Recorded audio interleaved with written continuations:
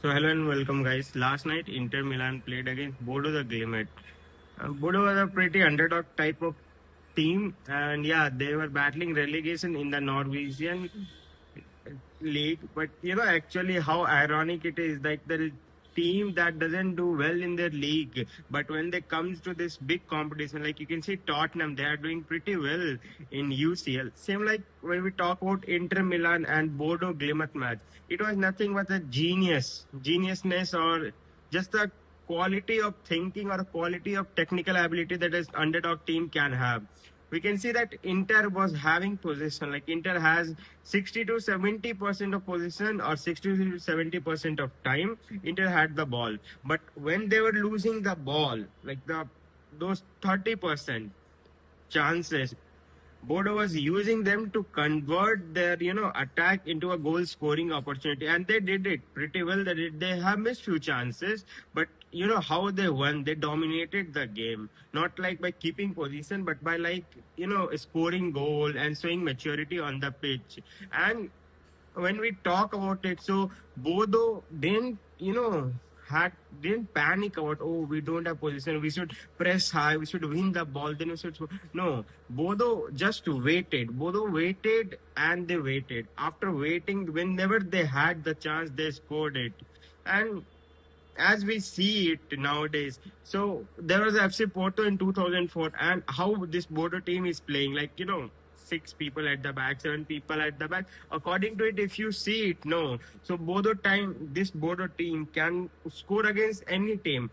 I think Arsenal can be a good competitor to them, because how Arsenal build up in the defense and the set pieces can be pretty lethal against this team, because yeah, they miss experience.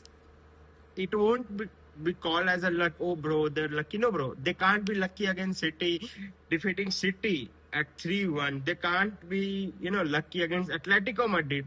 Leave everything, bro, but Atletico knows their game. It's their genetic. How Barca's genetics is tiki taka, same. Atletico's genetics is just to, sit deep, take ball, do counter attack, and score. In the recent match, you can see they scored 4-0. The one Atletico. Pretty good by Sorloth, how he played and how he did. But the moment they won't have ball, Inter didn't had ball.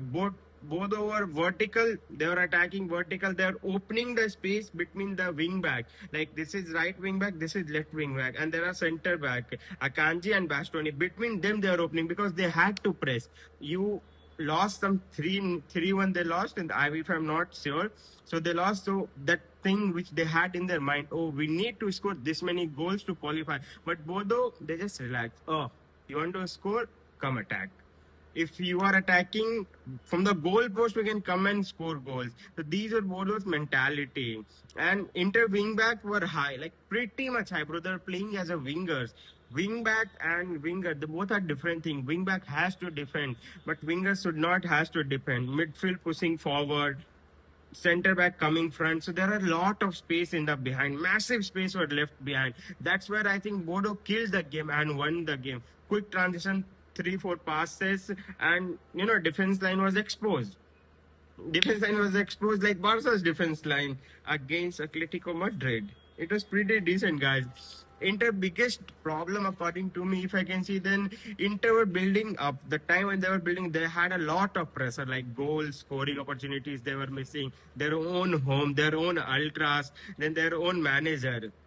So one misplaced pass could have costed Inter goals, and eventually it happened, because the more you do this aggressive pressing type things, the more you are ready to get exposed at the back. And it is pretty decent to see that.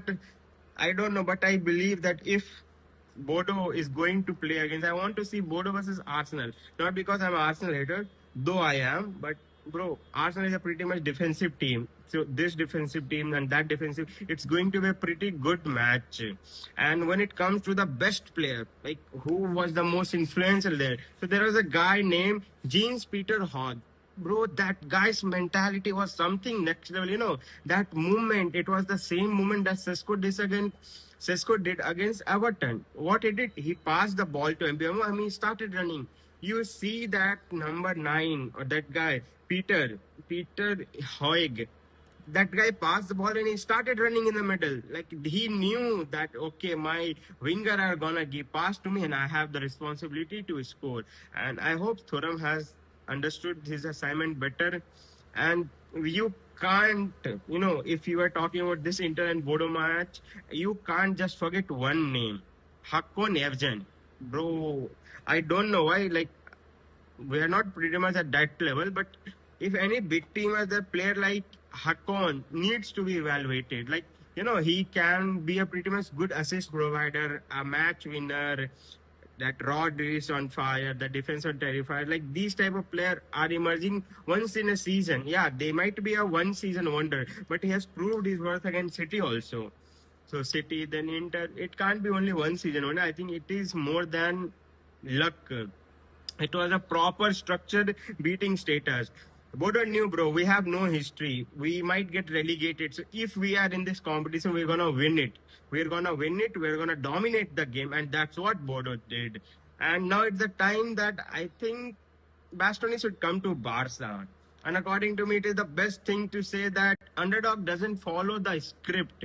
They write the script. You are a big team. You will have pressure from the press, from the peer, from your own player, from everyone. But as being an underdog, you have nothing to lose, bro. You are just going to do yourself. That's what this Bodo team did, bro. I'm pretty much, scared to see that if this Bodo team, this particular Bodo team plays against Barca, no, bro, we'll be cooked. Yeah, we have pretty much decent squad. Pedri is back, but still, see how this year. Like, I hate this low block team. I personally hate. They are a disgrace to the football, but it is a part of game we can't avoid. Just imagine you are sitting 85 minutes in your own D box. You're just sitting there. You're just defending. And the last 5 minutes, you score 2 goals and you won. And the opponent team, all those passing, that match-winning pass, that wing back cutting inside, winger overlapping them, midfield going front, whatever this is. If they are not winning and this type of team winning, I'm not afraid to say that, but this team has a quality. This team can do what Porto did in 2004. So, I told you before, I'm telling you again, underdog doesn't follow the script, bro. They are not following any script. They are just towards the project. That project is nothing just to ruin every team's reputation. Imagine they face Bayern and they literally, like, Bayern currently, I think this season, more than any other team, we should appreciate Bayern. So if this team plays against Bayern and still they managed to defeat, I don't know, that is whole what if, but if they did, then bro, we need to go to Bodo. This team deserve appreciation. Let's see. Okay, they are doing good in UCL, but they should do good in their own league also, or else from next year, no UCL, baby. You are at 16, 15, 14. No UCL for you. And hope Tottenham also does well.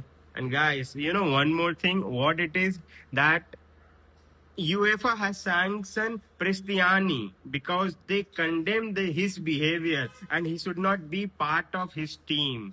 This Benfica team that is going to play tomorrow against Real Madrid. Then why it's double bias thing? Why it's a double bias thing? You think like this? Why it is like that?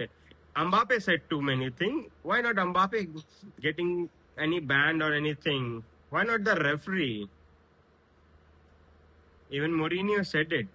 So, who was that? Yeah, Courtois coming and telling about Mourinho, bro. You were part of the team from a very young age, but when you are not there, Mourinho was the manager. He knew things, which as a Barca fan, we can also see how referees can't book, whom come a being a Valverde because they might miss the second leg. If Prestiani is getting this thing, banned for one game, then I think Mbappe deserve it too. He also said many things. Lip reader have claimed it. You can deny it, bro. But lip reader can't deny it, no. So understand. We'll meet again. I'll give you this weekly recap sooner and later. Bye. Visca Varsa. And Inter, there is only one team in Milan. That is AC Milan, not Inter. Bro, you can't lose against a team like this.